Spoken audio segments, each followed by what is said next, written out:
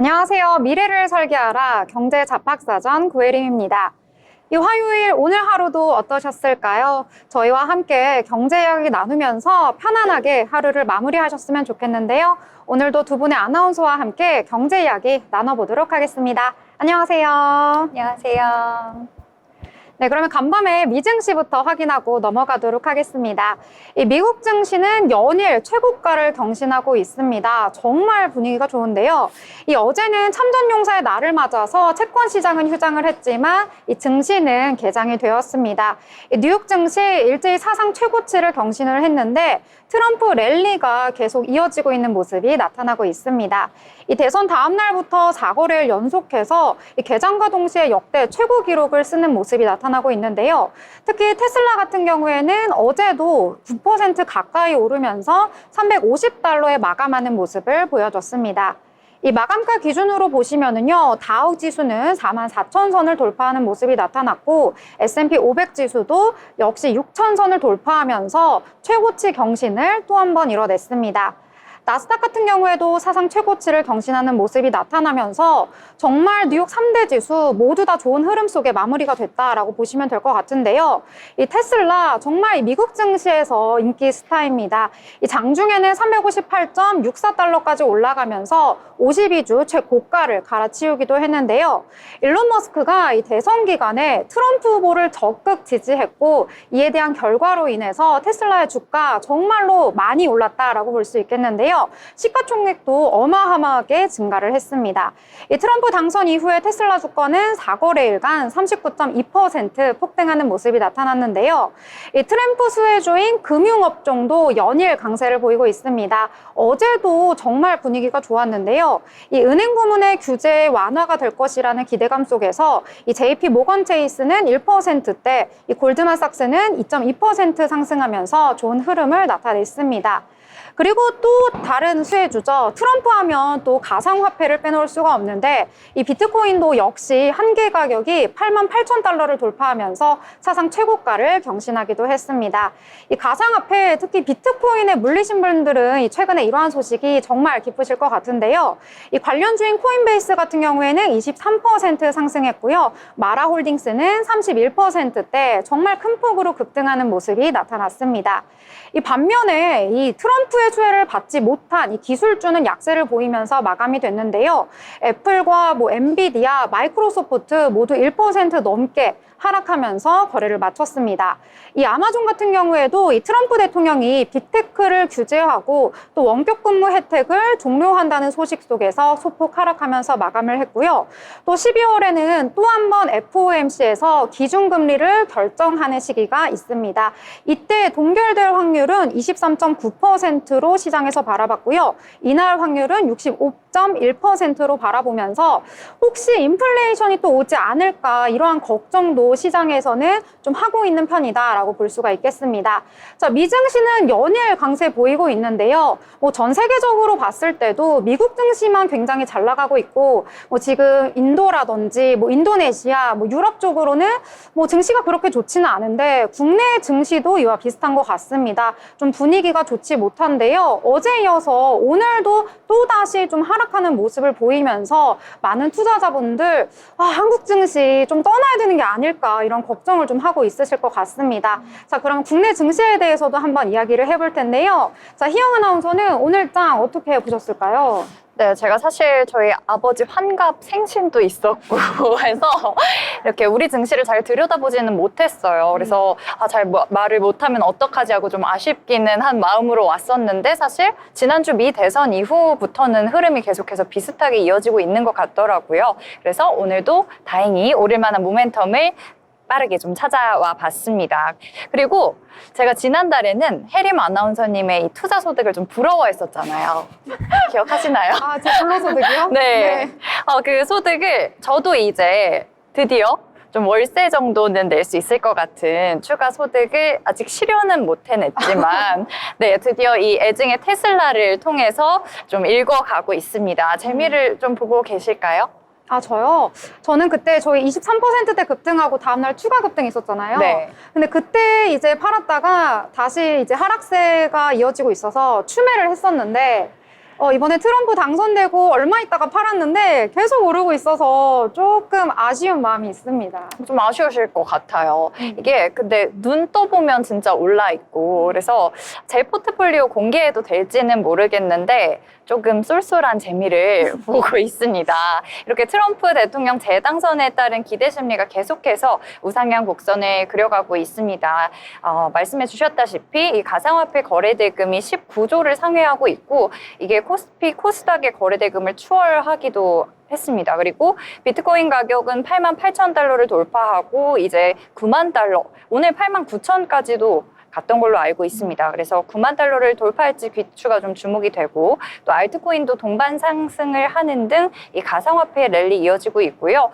말씀드렸던 테슬라 나흘째 랠리 40% 급등하면서 이어지고 있습니다. 이렇게 이 트럼프 랠리는 정말 거침이 없다라고 할 수가 있겠는데요. 이 훈풍이 우리 증시에도 좀 불어줘야 할 텐데 많이 아쉽습니다. 저희가 이렇게 활기 있는 대화로 시작은 했지만 개인 투자자분들은 좀 힘드실 수도 있을 것 같은 주간이 계속 이어지고 있는데 이 시장 분위기 일명 트럼프 스웨즈를 가지고 있느냐 또는 안 가지고 있느냐 없느냐에 따라서 차별화되는 양상이 계속 보여지고 있고 또 우리 증시 여기에 오늘 하락 마감을 하면서 더욱 침체되는 분위기 이어지고 여기에는 이제 외국인 수급의 영향도 큰 것으로 보입니다. 또 하락 종목 수가 이 상승 종목의 수보다 훨씬 많기도 하고요. 삼성전자, SK하이닉스 우리 대장주들 계속 부진한 양상 면치 못하고 있고 살려낼 수 있는 모멘텀 있을지 좀 봐야겠는데 그래도 오늘 흐름 좋았던 섹터 2차 전지 오늘 오전 장의 상승 흐름이 좀 눈에 띄었습니다. 이 전기차와 관련해서 2차 전지 전반적으로 모멘텀 얻어가는 양상이 있었는데 유럽에서 내년에 이 CO2 배출량을 5% 줄이는 규제 강화가 계획대로 진행이 된다면 이 전기차와 2차 전지의 판매 호조가 예상이 되고 또 YOY로 70% 이상 늘어날 수도 있다라는 긍정적인 리포트에 따라서 증권가에서는 오늘 LG 에너지 솔루션의 목표 주가를 기존 43만 원에서 48만 원으로 15.4% 상향한다고도 밝혔습니다. 또 여기에 저가 전기차가 출시될 예정이고 ESS 에너지 저장 장치의 확대 등의 이 수혜가 기대된다는 분석과 함께 전기차 판매량이 장기적으로 유지될 것이다라는 의견인 건데요. 2차 전지에 있어서는 상당히 긍정적인 전망인데 LG 에너지 솔루션이 스타링크와의 배터리 공급 계약과 관련 이슈가 있었죠. 어제 9% 상승하다가 결국 4% 상승으로 거래를 마쳤는데 오늘은 2차 전지주의 전반적인 상승세에 또 힘을 입어서 3%대 이 좋은 흐름 보여줬습니다. 그리고 역시나 이 테슬라의 납품을 하는 기업 위주로 또 트럼프죠. 테슬라 효과로 이 납품 기업 위주로 강세를 보여줬고요. LNF 그리고 두산 에너빌리티도 강보합권 보여줬습니다. 그리고 에코프로 그룹주 최근에는 그룹의 비전을 제시했었는데 이대로만 간다면 이 긍정적인 전망을 보이고 있지만 오늘 상승폭은 역시나 좀 제한적이었는데 아무래도 이 미증시는 날개 달고 있는 반면에 트럼프 2기는 우리 시장에는 조금은 위축되는 이 투심을 심어주는 게 아닌가 싶습니다. 네. 이렇게 2차 전지에 대해서 전반적으로 정리를 잘 해주셨는데요. 그렇다면 지연 아나운서는 오늘 장 어떻게 보셨을까요? 네, 저도 트럼프 대통령이 당선된 이후로 당선 공약에 따른 많은 테마들이 영향이 있을 거라고 생각했는데 제가 꼽은 테마는 원천 관련주입니다. 우선 미국의 국가산업인 AI를 뒷받침하는 AI 데이터 센터에는 막대한 전력이 들어가기 때문에 AI 전력원으로 주목받는 전력 인프라는 트럼프의 수혜자로 꼽히고 있습니다. AI 데이터 센터는 물론 전기차, 로봇, 모든 산업들이 결국에는 전기와 직결되기 때문에 전력 인프라의 빅사이클 가능성도 언급이 되고 있는 상황인데요. 소형 모듈 원전이 SMR의 경우 설계가 단순하고 일반 원전에 빠르게 설치가 가능하기 때문에 최근 빅테크 기업들이 SMR 관련 회사와 협력을 진행하고 있습니다. 대표적인 기업으로는 미국의 뉴스케일 파워, 오클로, 그리고 콘스텔레이션 에너지 등이 있고 SMR의 경우 미국 기업들이 직접 설계하고 시공하기 때문에 한국 기업들은 직접적인 수혜는 크지 않을 것으로 보고 있습니다. 한국은 변압기 관련주들이 직접적인 수혜를 받고 있을 거라고 보고 있는데요. HD 현대일렉트릭, 효성중공업, 일진정지 등이 계속 좋은 흐름을 보이고 있습니다. 에너지 저장 장치로는 한중일 CS, 서진 시스템 등을 주의 깊게 보시면 좋을 것 같습니다. 이외에도 LNG나 고압 케이블 관련주들도 전력과 관련해서 관심을 가질 만한 것 같습니다. 네. 이 트럼프 당선 이후에 좀 영향받고 있는 섹터가 많은데요. 그중에서도 좀 원전을 짚어주신 것 같습니다. 자, 그렇다면 저희 또 다른 테마 희영 아나운서 좀 짧게 알아볼까요? 네, 간략히 좀 설명을 드리면 역시나 이 사람들이 사고 싶은 건 지금 어떤 관련 테마보다도 트럼프 관련주가 아닐까 싶습니다. 하루 종일, 아니 지난주부터 계속해서 이어지고 있는 이 조선, 방산, 그리고 코인 세 가지로 얘기할 수 있을 것 같은데 이번에는 조선과 방산 테마 가져와 봤습니다. 이 한화오션이 트럼프 대통령 당선인이 윤 대통령과의 통화에서 한국에 이 조선업종에 힘이 있는 것을 알고 있다라고 얘기를 했다고 해요. 이 조선주 강세 속에 폭등을 했습니다. 26,000원대였던 주가가 37,000원대를 기록하기도 했는데요. 어제는 이 국내 조선 업체 중에 가장 많은 수주고를 올렸다는 소식도 전해졌습니다. 그래서 장중에 폭등을 보여줬었는데 후반 들어서는 오늘 힘이 좀 빠지는 모습 보여줬습니다. 그리고 어제 이 조선주 강세 흐름 속에 효성중공업, 삼성중공업 이 조선주로 묶인 종목들 다 같이 힘내줬었는데 오늘은 우리 시장 낙폭이 좀 크죠. 이 전반적인 약세상 속에서 하락으로 마감을 했습니다. 네. 오늘 장에 대해서 이렇게 전체적으로 살펴봤는데 방송 보시는 분들은 어제와 되게 비슷한데? 라고 생각하실 수 있을 것 같습니다. 이 장이 그다지 좋지가 않고요. 이 트럼프와 관련돼 있는 섹터만 좀 오르는 경향을 보이고 있어서 아무래도 그런 것 같습니다. 더 함께 경제 이야기 나눠보도록 하겠습니다. 더불어 본 방송에서 제공하는 정보는 투자 판단에 대한 조언일 뿐 해당 종목의 가치, 상승과 하락에 대해서는 보장하지 않습니다.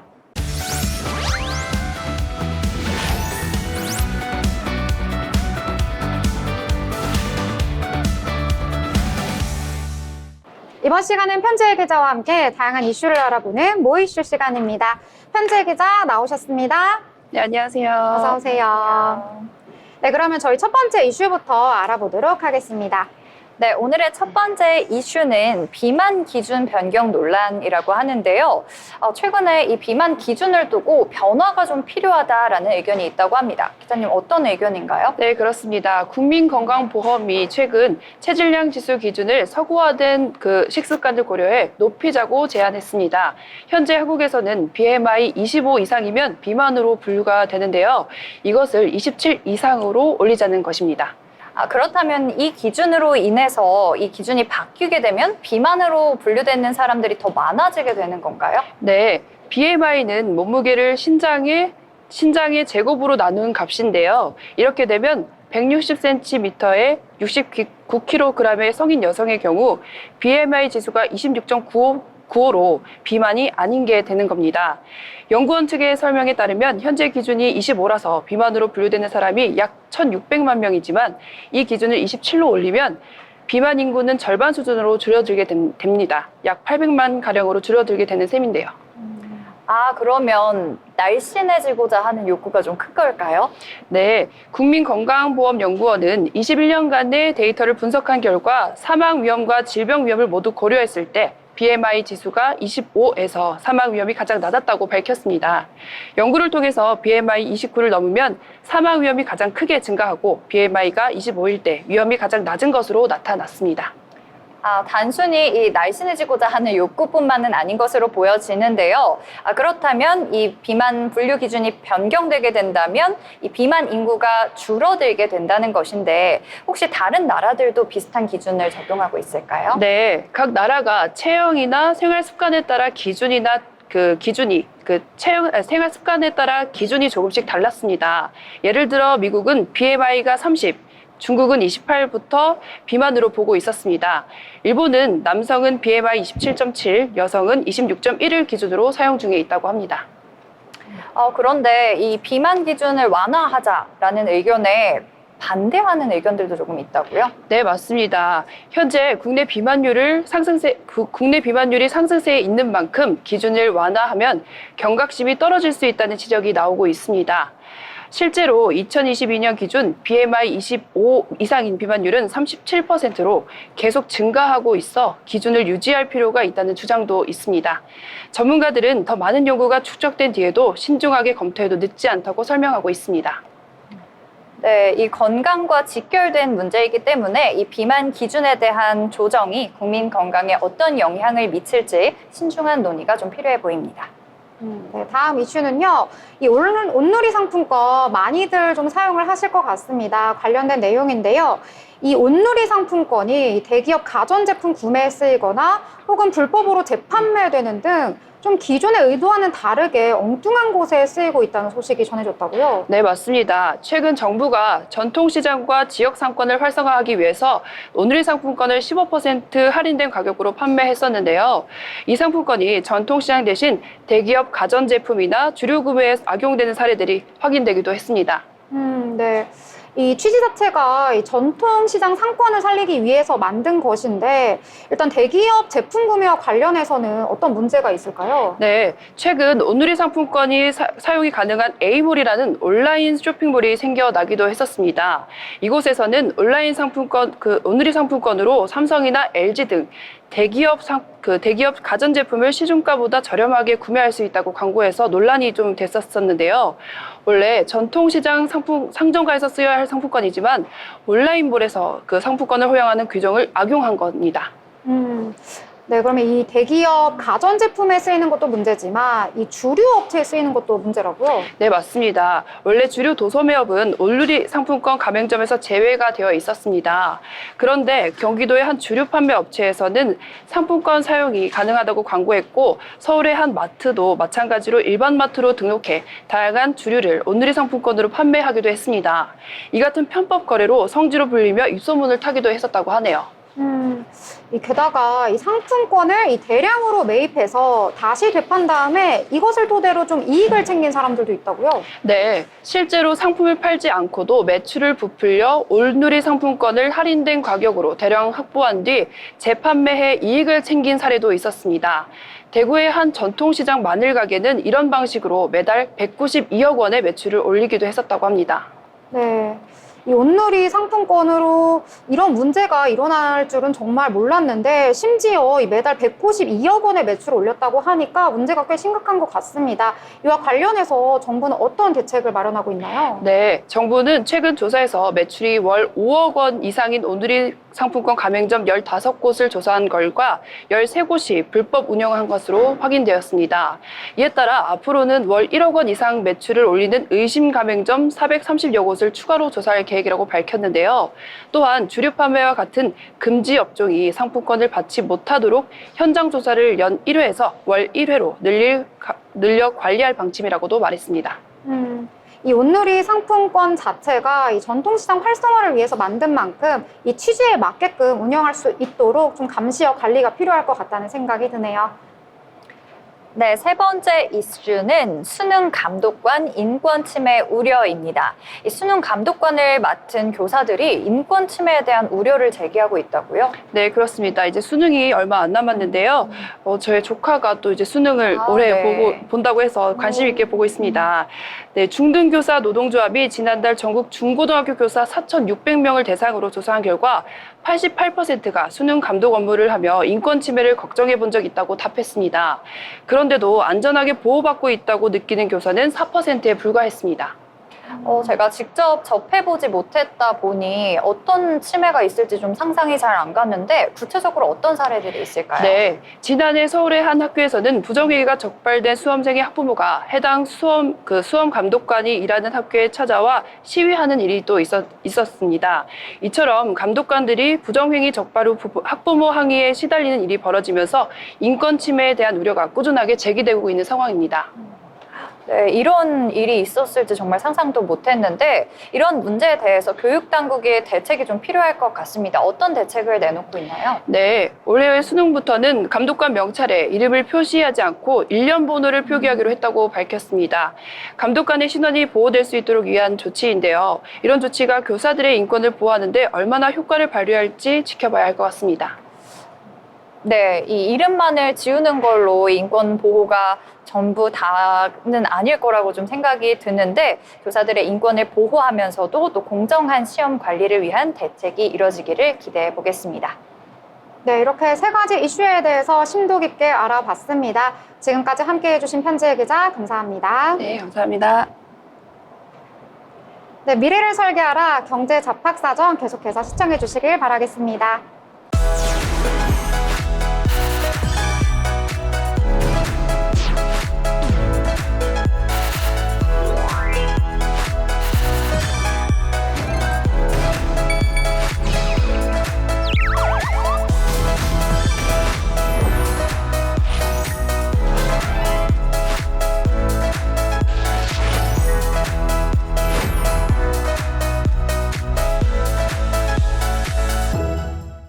네, 이번 시간은 이재구 기자와 함께 다양한 건설, 부동산 이슈를 알아보는 마켓 트렌드 시간입니다.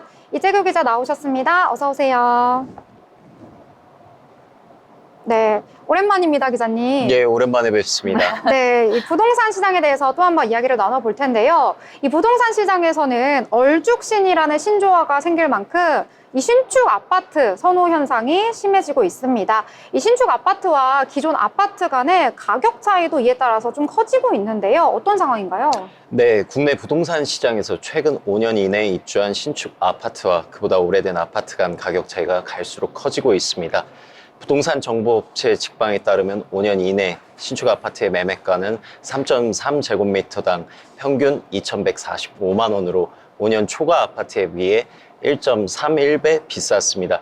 이는 2021년 1.27배에서 더욱 벌어진 겁니다. 계속해서 가격이 좀 벌어지고 있는데 그러면 서울 지역과 서울 근교 지역의 신축과 구축 이 사이에도 좀 가격 차이가 점점 심해지고 있는 것 같습니다. 어떻게 차이가 있을까요? 네, 서울의 경우 신축 아파트가 5년 초과 아파트보다 평균 1.4배 높은 가격을 기록했습니다. 서울 성동구는 그 차이가 특히 커 3.19배에 달했고요.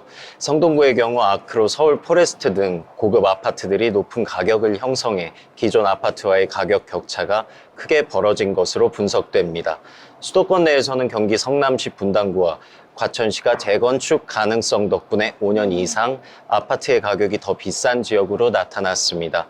지방에서는 전북과 경북, 전남 등이 5년 이내 신축 아파트 가격이 기존 아파트보다 평균 1.8배 정도 높았습니다.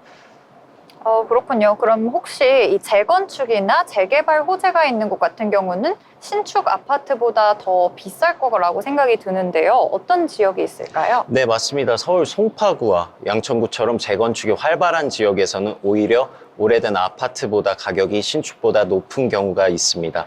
송파구의 잠실 헬리오시티와 목동 신시가지 아파트는 재건축 기대감으로 인해 5년 초과 아파트 가격이 상대적으로 더 높았습니다. 전체적으로 신축 아파트의 가격이 계속 높을 것으로 보이는데요. 부동산 플랫폼 직방 관계자는 신축 아파트의 경우 최신 인테리어와 단지 내 커뮤니티 시설, 인프라 등을 장점으로 주거 선호도가 높고 가격 역시 상대적으로 높게 형성돼 있다며 당분간 이 같은 분위기는 계속될 전망이라고 전하였습니다. 네, 이 신축에 대한 선호가 더 강화되면서 가격 차이도 갈수록 벌어지는 모습을 보이고 있는 추세인 것 같습니다. 서울 송파구가 대규모 정비 사업을 통해서 마치 신도시처럼 변모하고 있다고 하는데 거여 마천 뉴타운과 그리고 올림픽 패밀리타운을 비롯해서 다양한 정비 사업이 진행되고 있죠. 이 송파구는 앞으로 6만여 가구를 새롭게 공급할 계획인데요. 자세한 내용 알려주시죠. 네, 서울 송파구가 대규모 정비 사업으로 다시 태어나고 있습니다. 서울시 정비사업 정보에 따르면 현재 송파구에서 추진 중인 재개발, 재건축, 리모델링 구역만 총 52곳에 달합니다. 이러한 사업들이 모두 완료되면 송파구는 신축 아파트로 가득 찬 신도시 수준으로 변모할 전망입니다. 거여 마천 뉴타운에서만 약 1만 5천 가구, 그리고 올림픽 패밀리타운, 올림픽 선수 기자촌, 아시아 선수촌 이른바 올림픽 3대장에서도 약 1만 4천여 가구가 새롭게 공급될 예정입니다. 특히 2018년 재건축한 헬리오시티를 시작으로 송파구에는 대규모 단지들이 속속 들어서고 있었습니다. 여기에 강동구에 위치한 올림픽 파크 포레온까지 가세하면서 송파와 강동 일대의 주거 환경이 크게 변할 전망입니다. 네, 저는 강동구 주민이거든요. 얼마 전에 그 파크 포레온 지나가면서 점등식을 봤는데 단지가 거의 한 도시의 규모더라고요. 네, 정말 큰 대단지 한 도시의 모습을 볼 수가 있었는데 이렇게 송파구의 입지적 장점과 생활 인프라, 강동구에도 영향을 좀 받고 있는 것 같아요. 이런 장점 때문에 앞으로도 계속해서 선호도가 높아질 것 같은데 또 다른 기대 요인은 어떤 것들이 있을까요? 네, 송파 잠실 주경기장 일대에 들어선 서울국제교류 복합지구도 또 다른 기대 요인입니다. 이곳에는 3만석 규모의 돔 구장과 서울 광장의 2배가 넘는 공원, 전시, 컨벤션 센터 등이 다양한 시설이 들어서며 잠실 일대를 경제, 문화, 상업이 연계된 초대형 복합지구로 탈바꿈시킬 계획입니다. 네, 송파구가 새롭게 변모하면서 이 신도시로 거듭날 이 날이 머지않아 보입니다. 잘 들었습니다. 네, 오늘 내용도 잘 들었습니다. 좋은 소식 전해주신 이재규 기자 감사합니다. 네, 미래를 설계하라 경제 잡학사전과 함께 하시길 바라겠습니다.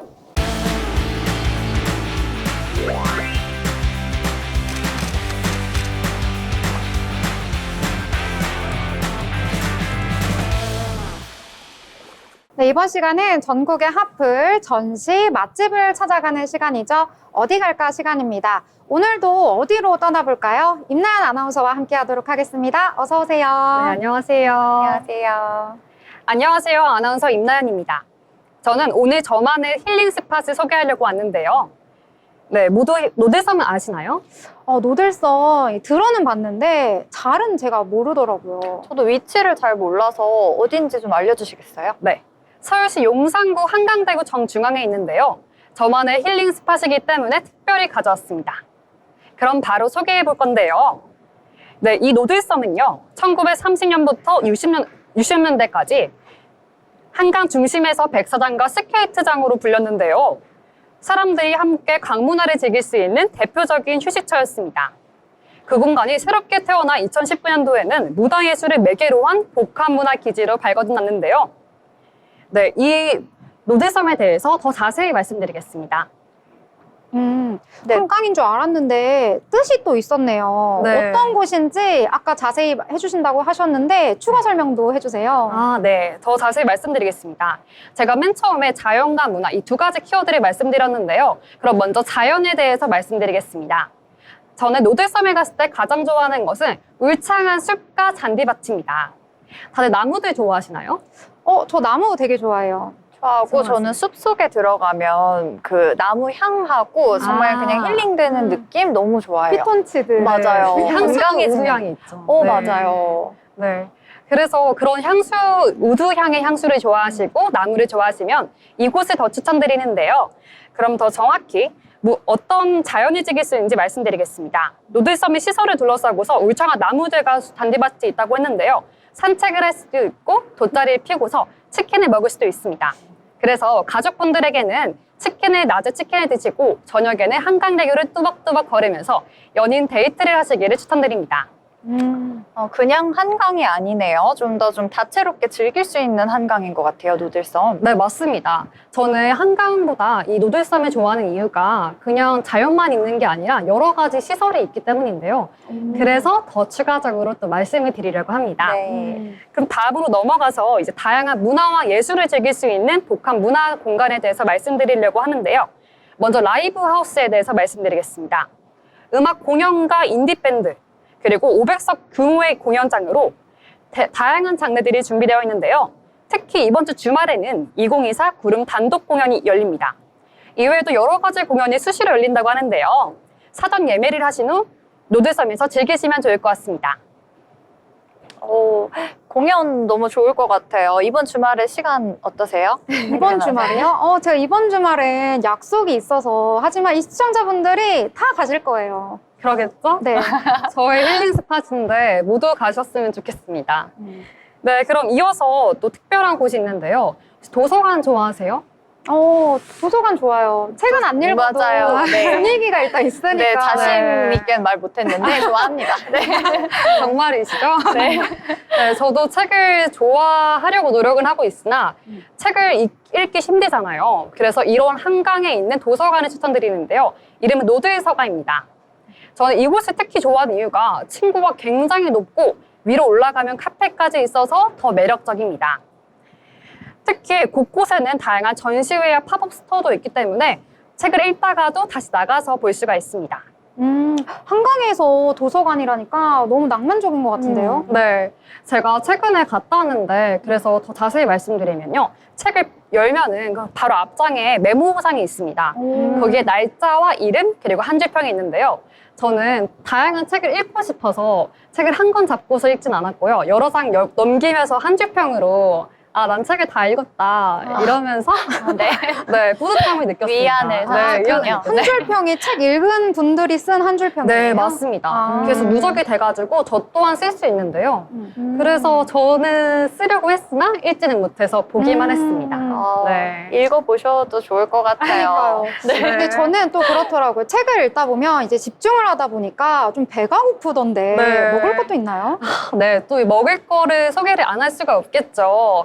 하지만 저는 맨 처음에 갔을 때 먹을 곳이 없는 줄 알고서 떡꼬치와 닭꼬치를 포장해서 버스를 타고서 가서 야외 테라스에서 먹었어요. 그래서 너무 행복했는데 더 자세히 말씀드리면요. 그 공간 곳곳에 되게 다양한 펍과 그리고 피자 하우스가 있는데요. 두 분은 어떤 게 더 끌리시나요? 좀 닭꼬치가 좋은데요? 펍과 피자하우스. 일단은 피자하우스에 네. 가서 피자를 먹고 그다음에 펍에 가서 좀 음악을 들으면서 이렇게 뭘 마시면 되지 않을까 하는데요. 저도 생각이 바뀌었어요. 같이 마시면 좋을 것 같아요. 저는 두 번 다 즐기시길 추천드리고요. 저는 아직 저도 펍은 아직 못 가봐가지고 거기 딱 닭꼬치만 열심히 먹었습니다. 네, 다음번에 같이 갈 수 있다면. 약속 잡아보죠. 네. 네, 여러 가지 지금 이야기 해주셨는데 네. 그러면 이제 들으시는 분들이 아, 이번 주말에 좀 가야겠다. 왜냐면 좀 있으면 이제 추워서 어딜 못 가잖아요. 그래서 이번에 좀 마지막 주말 나들이가 될 수도 있으니까 좀 마지막으로 정리를 해서 이것이 포인트다라고 한다면요. 네. 저는 이 노들섬을 추천드리는 이유는 나는 너무 어디 놀러 가고 싶은데 도시를 떠나고 싶지 않다. 그럴 때 가시면 좋을 것 같습니다. 도시 안에 있는 자연이라서 더 매력적인데요. 저는 그냥 러닝을 하다가 가서 여러 가지 시설을 보면서 매력적으로 느꼈어요. 여러분도 함께 가신다면은 뜻밖의 이벤트가 굉장히 많을 것이라고 생각합니다. 네. 네, 어디 갈까 정말 구석구석 다 파헤쳐 주셨는데요. 자연도 느끼고 거기서 힐링도 하고 책도 읽고 정말 편안한 시간 보낼 수 있는 곳 소개해 드렸습니다. 지금까지 소개해 주신 임나연 아나운서 감사합니다. 네, 감사합니다.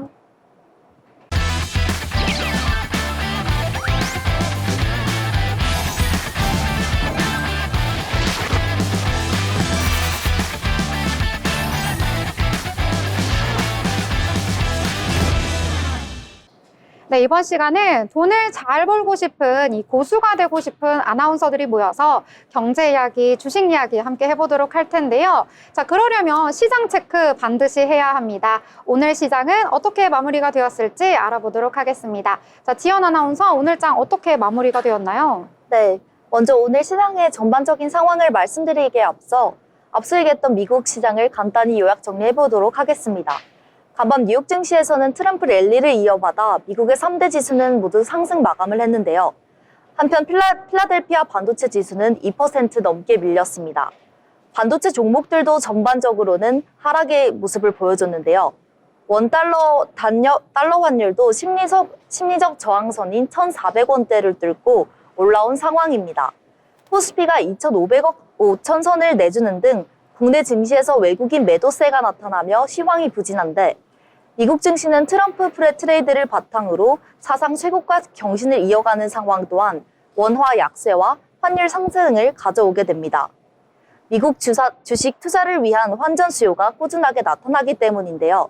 그럼 우리 증시에 대해 얘기해보자면요. 코스피와 코스닥 동반 하락으로 시작했습니다. 계속되는 외국인 이탈과 높아진 환율에 대한 심리적 부담이 영향을 끼친 것으로 풀이됩니다. 그럼 장중의 전체적인 흐름과 장 마감까지는 어떻게 진행됐는지 보다 자세히 오늘 장 한번 살펴보도록 하겠습니다. 코스피와 코스닥 동반 하락으로 시작했습니다. 계속되는 외국인 이탈과 높아진 환율에 대해 심리적 부담감이 영향을 끼친 것으로 풀이됩니다. 그럼 장중의 전반적인 흐름과 장 마감까지는 어떻게 진행됐는지 보다 자세히 오늘 시장 상황 한번 살펴보도록 하겠습니다. 먼저 코스피 지수부터 살펴보겠습니다. 코스피 지수 전일 대비 1.94% 하락한 2,482.57포인트의 종가 형성했습니다. 장중 흐름을 살펴보자면 코스피 지수는 전일 종가보다 0.15% 하락한 2,527.94포인트로 시작해서 1%대의 하락을 계속하면서 2,560포인트 선을 지나가는 듯 하더니 이내 장중에 낙폭을 키워서 결국 하락으로 마감했습니다. 특히 코스피 지수가 2,500선으로 내려온 것은 지난 9월 11일 말 이후로 약 2개월 만이었습니다. 반도체주 약세가 주 원인으로 지목됐습니다. 그 다음으로 코스닥 지수 한번 살펴보도록 하겠습니다. 코스닥 지수 전일 대비 2.51% 하락한 710.52포인트의 종가 형성했습니다. 장중 흐름을 살펴보면 코스닥 지수는 1.96% 하락한 728.70으로 오전 거래를 시작했는데요.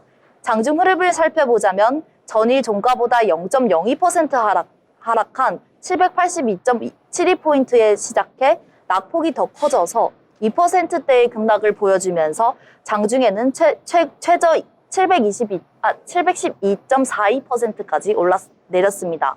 결국 상승 정환에 성공하지 못한 채로 하락으로 마감했습니다. 그럼 다음으로 투자 주체별 수급 상황도 한번 살펴보도록 하겠습니다. 먼저 코스피 수급입니다. 유가 증권시장에서는 외국인과 기관이 쌍끌이 매도세를 보여줬는데요. 외국인이 2,305억 원, 기관이 1,097억 원을 매도를 보이면서 쌍끌이 매도세를 보였습니다. 한편 개인만 홀로 3,332억 원 순매수했습니다. 개인 투자자만이 매수 우위를 보이면서 지수 방어에 나섰지만 외국인의 매도 폭탄이 결국 코스피의 지수를 끌어내린 모양입니다. 이어서 코스닥 수급 보시죠. 코스닥 시장도 코스피와 대동소이했습니다. 코스닥 시장에서도 기관과 외국인이 활자에 나서면서 지수를 끌어내렸습니다. 개인만 홀로 사자 포지션 취했습니다. 외국인이 48억 원 매도 우위를 기록했고 기관이 소폭이지만 70억 원 순매도, 개인만 홀로 165억 원 순매수했습니다. 종목 흐름도 한번 체크해 보겠습니다. 먼저 코스피 시가총액 상위 종목부터 살펴보도록 하겠습니다. 시가총액 상위인 삼성전자는 장 초반 53,800원까지 내렸는데요. 삼성전자의 주가 부진의 원인은 외국인 투자자들의 팔자 공세의 여파가 큰 것으로 풀이됩니다. 삼성전자의 주가가 이렇게 추락한 것은 2년 2개월 만인데요. 외국인 투자자는 이달 동안 삼성전자 주식을 대거 팔아치웠습니다. 같은 기간 또 1,300원대를 쏟아냈는데요. 연속으로 순매도하면서 역대 최장 기간 순매도 기록을 세운 외국인은 10거래일째 삼성전자를 팔고 있습니다. 증권가에서는 이러한 삼성 주가에 대해 저평가되어 있다고 분석을 하면서 대외의 불확실성을 반영한 이후 본격 반등을 시작할 수 있을 것이라는 의견도 내놨습니다. 시가총액 2위인 SK하이닉스 역시 3%대가량 내린 약세의 모습으로 마감을 했는데요. 간밤 뉴욕 증시에서 반도체주들이 트럼프 당선 효과에 맥을 못 춘 점도 반도체주들의 하락의 요인이 됐습니다. 또한 트럼프가 재집권에서 성공하면서 수출 중심의 반도체가 관세가 부과할 가능성이 커졌는데요. 이에 삼성전자와 SK하이닉스 등이 미국 정부의 지원을 받지 못한 경우 현지 반도체 공장 건설까지 차질을 빚을 수 있다는 우려가 고개를 들면서 투자 심리가 악화하고 있는 모습입니다. 다음으로 LG에너지솔루션이 그나마 빨간불을 켜줬습니다. 2차 전지가 전체로 오른다기보다는 LG에너지솔루션이나 LNF 같은 테슬라에 직접적으로 납품을 하는 기업들만 차별적으로 오르는 모습입니다. LG에너지솔루션도 2.54%의 강세를 보이면서 42만 원대의 가격을 형성했습니다. 현대차와 기아와 같은 자동차주와 KB금융과 신한지주와 같은 지주사들도 1%가량의 약세를 보였습니다. 오늘은 코리아 라이프 사이언스 위크가 시작됐는데요. 제약, 바이오, 헬스 등 다양한 기업이 참여하는 만큼 관련주들의 모멘텀이 될 수 있는지 그런 궁금증이 있었는데 바이오주인 삼성바이오로직스와 셀트리온은 2% 하락세를 보여줬습니다. 한편 빨간불을 켜내며 상승하는 종목도 있었는데요. 바로 네이버였습니다. 3%의 상승세를 시현했는데 네이버는 올 3분기 매출 및 영업이익 확대로 최대 실적을 달성해서 주가가 상승세를 보였습니다. 세계 1위 비철 금속 재련 기업인 고려아연이 올해 3분기 매출액이 지난해보다 40%가량 늘면서 경영권의 혼란스러운 상황 속에서도 선방했다는 평가가 나오는데요. 1.51%의 상승세를 보여줬습니다. 이외에도 로봇 관련주, 방산주, 그리고 우크라이나 재건 관련주 중에서는 상한가를 진입하는 종목들이 보였고, 우크라이나 재건 관련주 관련해서 트럼프 트레이드 강세도 보이고 있었습니다. 코스피 업종 지수에는 운수장비, 금융업, 서비스업이 강보합세를 보여줬습니다. 코스닥 시가총액 상위 1위에서 10위 종목들 한번 살펴보도록 하겠습니다. 외국인의 순매수 1위 종목은 알티오젠이었는데요. 그럼에도 불구하고 1.3%가량 하락으로 마감했습니다. 2차 전지주인 에코프로 비행과 에코프로 형제 또한 0.5에서 1%가량의 상승세를 시현하면서 상승 마감을 했습니다. 제약 바이오줄들도 일제히 약세를 이어갔고 하락으로 마감했습니다. 알티오젠, 엔캠, HLB, 리가킨 바이오, 휴젤도, 삼청당 제약도 3%가량의 하락을 보여줬습니다. 반도체주인 HPSP와 리노공업도 반도체 대장주 SK하이닉스의 부진에 줄줄이 하락한 모습을 보여줬습니다. 한편 레인보우 로틱스는 5% 가까운 상승률을 보여주면서 상승세를 시현했는데요. 대선 과정에서 트럼프 당선인이 당선을 적극적으로 도운 일론 머스크의 CEO 관련 신산업이 규제 완화 등으로 기대감으로 이어졌고, 머스크 트레이드 강세가 연출됐습니다. 국내에서는 로봇이나 우주, 자율주행 등의 테마가 영향권이었기 때문입니다. 또한 펩트론 또한 8% 가까이 역대 최고가를 경신했는데요. 펩트론은 미국 제약사 일리와 공동 연구 계약을 맺은 뒤로 주가가 고공행진을 이어가고 있습니다. 코스닥 업종별로는 금융이 홀로 1%대 상승세 시현했고, 유통 제조는 1%대 약세, 건설과 운송은 약보합세를 나타냈습니다. 국내 금융시장의 불안은 트럼프 쇼크로 맥을 추지 못하고 있는 모양새입니다. 특히 한국 경제는 수출에 제동이 걸리면서 내년 성장률이 올해보다 더 낮아질 거라는 확신이 확산되면서 외국인 대거 이탈 등으로 더욱 크게 흔들리는 양상인데요. 트럼프발 인플레가 가뜩이나 어려운 민생 경제를 더욱 힘들게 하는 전망은 아닐까 걱정이 됩니다. 예측하기 어려운 장세가 된 만큼 저희 방송과 함께 하시면서 시장의 방향성 확인해 보시길 바랍니다. 지금까지 시황을 마치겠습니다. 네, 오늘 시장에 대해서 잘 정리해 주셨습니다. 코스피와 코스닥 오늘 모두 하락하면서 마감을 했는데요. 코스피 같은 경우에는 1.94% 하락을 했습니다. 2482선에서 거래를 마쳤는데요. 2500선 자리를 내주면서 거래 마쳤습니다. 2500선 붕괴된 것은 이 종가 기준으로 3개월 만이다라고 보시면 되겠고요. 그만큼 안 좋다라고 볼 수 있겠습니다. 코스닥 같은 경우에는 2.51% 하락한 710선까지 자리 내주면서 거래를 마쳤습니다. 오늘장 아무래도 어제 이어서 좀 삼성전자와 SK하이닉스 이 동반으로 3%대 하락을 했기 때문에 이 반도체 대형주가 좀 하락을 하다 보니 지수의 하방 압력을 계속해서 넣어준 것 같다. 이렇게 평가를 해볼 수가 있겠는데요.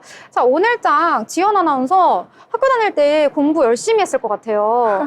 네, 엄청 성실하게 준비를 하셨는데 오늘장에서 어떤 네. 테마가 좀 강세였다고 보시나요? 아무래도 저는 우크라이나 전쟁이 일어난 만큼 그런 우크라이나 전쟁의 종식 가능성도 높게 보고 있습니다. 그래서 전쟁이 종식되는 경우 우크라이나 재건을 위해 주택이나 교통, 상업시설들의 인프라와 농업 분야가 핵심이 될 것이라고 예상하고 있는데요. 우크라이나는 세계 3대 곡창지대로 농업의 비중이 큰 나라이며 농업 부분의 피해 또한 상당히 큰 것으로 추정되고 있습니다. 그래서 이와 관련해서 농기계 산업 생산업체로는 미국의 캐터필라와 존디어와 같은 회사를 눈여겨보고 있었고요. 국내 회사로는 건설 현장에 필요한 콘크리트 펌프카를 제조하는 전진 건설 로봇인 국내 점유율 40%로 1위이고 글로벌과도 전 세계 65개국에 판매 및 AS를 하고 있다고 합니다. 네, 우크라이나 재건에 관련해서도 이야기해 주셨는데 희영 아나운서는 오늘장 어떤 테마 또 보셨어요? 네, 뭐 우크라이나 재건도 그렇고 계속해서 트럼프 안 하고 싶은데 안 할 수가 없어요. 맞아요. 네, 또 하나의 이 최대 트럼프 수혜 기업을 가지고 왔는데요. 바로 한화그룹입니다. 이 한화그룹 하나솔루션은 반대로 가긴 했지만 방산, 항공 그리고 조선에 오르는 모든 섹터들을 다 아우르고 있는 기업이잖아요. 그렇다 보니까 시가총액 급등을 했습니다. 7거래일 동안 6조 6,793억 원이나 불어나면서 이 국내 주요 그룹사들 중에 가장 큰 증가폭을 기록한 것으로 나타났습니다. 이 한화 시스템은요, 우주 방산 기업이고요. 이 트럼프 당선인이 대선 1등 공신이죠. 일론 머스크가 최대 수혜인으로 꼽히면서 우주항공 관련주이자 방산주로 떠올랐고요. 그리고 또 오늘 이 두나무 지분을 들고 있는 한화투자증권의 주가도 올랐습니다. 비트코인 때문인 건데 크게 오르면서 이 증권가에서는 한화그룹이 참 포트폴리오를 잘 짜놓은 것이 아니냐 하는 분석이 나오기도 했습니다. 오늘 등락을 거듭한 하나오션을 제외하고는 하나그룹주 대체로 오늘도 상승 곡선을 그려냈는데 이 지배구조의 안정성 그리고 또 수주와 대금 결제가 확실한 사업을 강점으로 하고 있기 때문에 언제까지 이 트럼프 트레이딩에 힘입어서 기세를 또 계속해서 지켜내 갈지 체크해 보시면 좋겠습니다. 네. 아무래도 이번 요즘에 들어서 좀 트럼프 얘기가 계속해서 나오고 있는 것 같아요. 네. 그래서 관련해서 조선이라든지 방산이라든지 아니면 우크라이나 재건 아니면 테슬라 관련해서 그런 종목들이 오르고 있는데 비트코인 관련 종목들도 오늘도 또 강세 보였습니다. 연일 지금 비트코인 가격이 상승을 하고 있어서요. 우리 돈으로 1억 2천만 원이 넘었다고 합니다. 저는 또 진즉에 한 5천 원 수익 봤을 때 팔았거든요. 또 아쉬운 많이 아쉽네요, 생각이 오늘. 좀 들고요. 그래서 좀 아쉽다라고 말할 수가 있는데 오늘 관련된 종목들 컴투스 홀딩스라든지 하나투자증권 이런 종목들이 좀 올랐고요. 그리고 또 트럼프 관련된 종목 중에 좀 재밌었던 게 오늘 로봇 관련주가 좀 상승을 했는데요.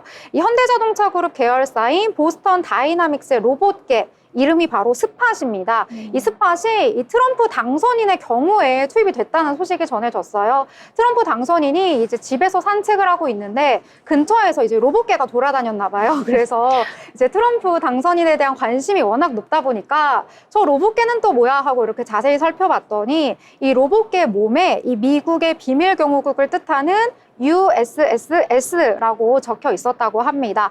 자, 그래서 이에 대해서 또 많은 분들이 이제 관심이 있으니까 그 로봇개는 무엇이냐라고 했더니 구체적으로 어떤 기술이 있는지는 밝힐 수는 없지만 좀 이 트럼프 당선인을 보호하고 좀 이렇게 주변을 감시하는 이런 역할을 하는 로봇개다라고 말을 했는데요. 이 로봇개 스팟이 보스턴 다이내믹스가 판매 중인 이 로봇개였다고 밝혀졌다고 합니다.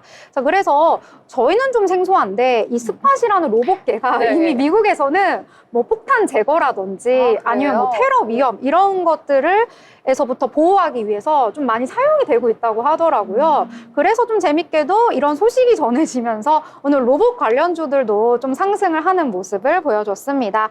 에브리봇이라든지 엔젤 로보틱스, 시메스 이런 산업용 협동 로봇 이러한 종목들이 좀 전체적으로 올랐는데요. 좀 재밌어서 한번 가져와 봤습니다. 자, 어제와 비슷했던 오늘장 좀 테슬라를 중심으로 흘러갔던 장이다 이렇게 볼 수가 있겠는데요. 저희 이렇게 전반적인 이야기 함께 나눠봤는데요. 그 내용은 투자 판단에 대한 참고용일 뿐 해당 종목의 가치, 상승과 하락에 대해서는 보장하지 않습니다.